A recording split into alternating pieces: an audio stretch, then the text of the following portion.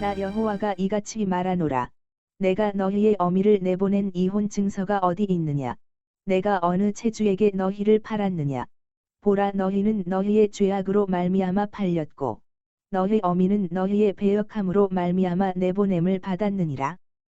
내가 왔어도 사람이 없었으며 내가 불러도 대답하는 자가 없었음은 어찌 됨이냐? 내 손이 어찌 짧아 구속하지 못하겠느냐? 내게 어찌 건질 능력이 없겠느냐?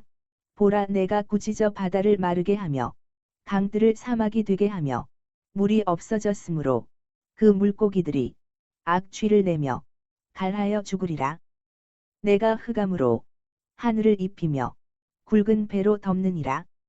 주 여호와께서 학자들의 혀를 내게 주사 나로 곤고한 자를 말로 어떻게 도와줄 줄을 알게 하시고 아침마다 깨우치시되 나의 귀를 깨우치사 학자들 같이 알아듣게 하시도다.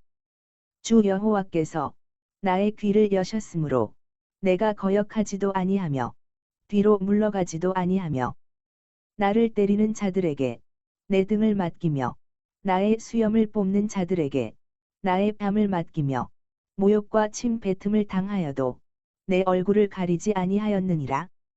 주 여호와께서 나를 도우심으로 내가 부끄러워하지 아니하고 내 얼굴을 부싯돌같이 굳게 하였으므로 내가 수치를 당하지 아니할 줄 아노라. 나를 의롭다 하시는 이가 가까이 계시니 나와 다툴 자가 누구냐? 나와 함께 설지어다. 나의 대적이 누구냐? 내게 가까이 나아올지어다. 보라, 주 여호와께서 나를 도우시리니 나를 정죄할 자 누구냐? 보라, 그들은 다 옷과 같이 헤어지며 좀이 그들을 먹으리라. 너희 중에 여호와를 경외하며 그의 종의 목소리를 청종하는 자가 누구냐? 흑암 중에 행하여 빛이 없는 자라도 여호와의 이름을 의뢰하며 자기 하나님께 의지할지어다.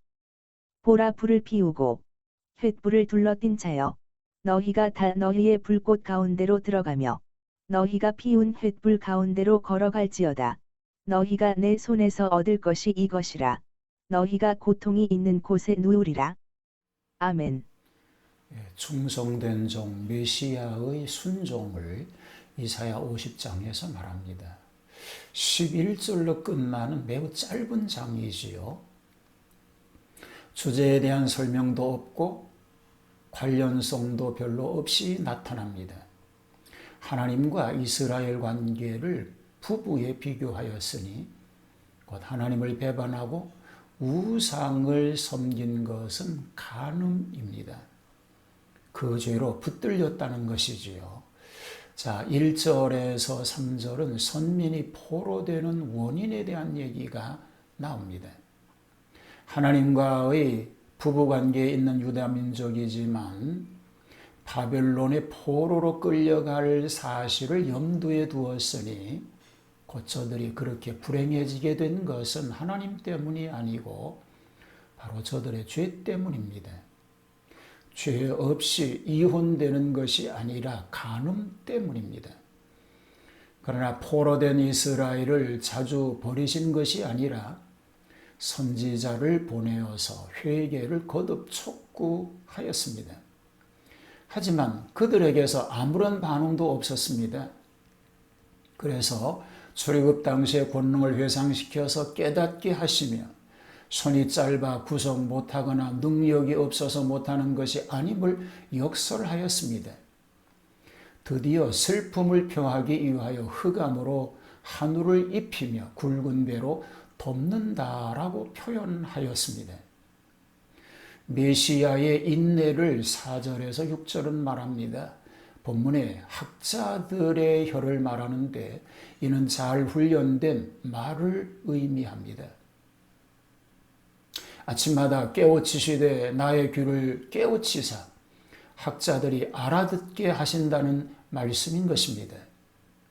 주 여호와께서 나의 귀를 여셨으므로 내가 거역지도 못하며 뒤로 물러가지도 아니하며 나를 때리는 자들에게 등을 맡기며 나의 수염을 뽑는 자들에게 나의 뺨을 맡기며 수욕과 침뱉음을 피하려고 내 얼굴을 가리우지 아니하셨다라고 하였습니다. 어디까지나 메시아의 인내이신 모습을 표현하고 있는 말씀인 것입니다. 확신하는 승리를 7절에서 9절은 말합니다. 메시아는 이렇게 수모를 당하셨으나 여호와께서 도우심으로 인내할 수 있고 얼굴이 부싯돌처럼 무감각하여도 수치를 생각하지 아니하였습니다. 하나님께서 의롭다 하시니 나를 정죄할 자가 누구며 그들은 낡은 옷같이 휘어지고 쓸모없이 되어 버렸다라고 말하고 있습니다. 메시아는 하나님께서 그와 같이 계시기 때문에 원수들이 이길 수가 없었습니다. 여기서 그는 그 원수들에게 가까이 나와 트집을 잡으려면 잡아 보아라라고 도전하셨습니다. 요한복음 8장 46절에 보면 예수님이 말씀이 친히 너희 중에 누가 나를 죄로 책잡겠느냐라고 하셨습니다.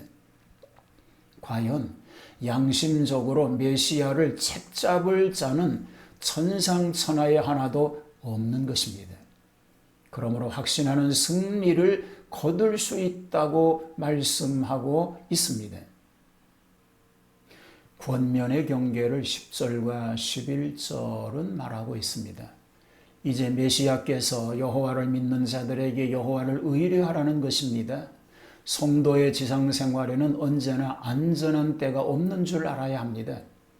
잘 믿는 신자에게도 불신앙이 따라오기가 쉬운 것입니다. 흑암 중에 행하며 빛이 없는 자는 환난에 처한 성도를 말합니다. 사람이 흑암 중에서는 등불만 보고 가면 되는 것입니다. 이와 같이 환난으로 둘러싸인 성도는 유일하신 하나님의 말씀을 믿음으로 살아계신 주님만 신뢰하면 구원을 받게 되는 것입니다. 그래서 하나님을 의지하라고 말하고 있는 것입니다. 마지막 11절 말씀은 깊은 밤중에 의로운 나그네가 길 가는 것을 가지고 악인의 행위와 그 결과를 비유합니다. 이것은 하나님을 의뢰하지 않고 자력으로 자기를 구원하려는 불경건한 자를 가리키는 말입니다. 이 같은 자는 반드시 패망할 수밖에 없게 될 것입니다. 자, 불신앙의 결과는 슬픔 중에 눕는 것입니다. 또한 고통당하는 것이 됩니다. 그리고 하나님은 이 세상에서 한 일의 대가로 다음 세상에서 그것을 징계하시는 것입니다. 이른바 심은 대로 거두는 것입니다. 의를 심어 아름다운 열매를 거두는 믿음의 삶, 이것이 우리가 해야 될 삶의 모습인 것입니다. 우리 마음 가운데 주님의 마음을 품고 주님 가신 그 길을 믿음으로 따라가는 그런 복된 성도의 삶을 살 수 있게 되기를 주님의 이름으로 축복합니다. 예수님을 마음에 품고 예수님을 닮아가는 삶을 살게 하여 주시옵소서. 이 어려운 시대를 잘 감당하게 하시고 믿음으로만 살아 승리하는 삶만 되게 하여 주시옵소서. 심은 것에 대한 열매가 반드시 맺히게 됨을 알고 그 진리를 가지고 하나님 영광을 위해서 심어가는 그런 삶이 되므로 아름다운 열매를 거두게 하시는 복으로 넘치게 하옵소서. 예수님 이름으로 기도하옵나이다. 아멘.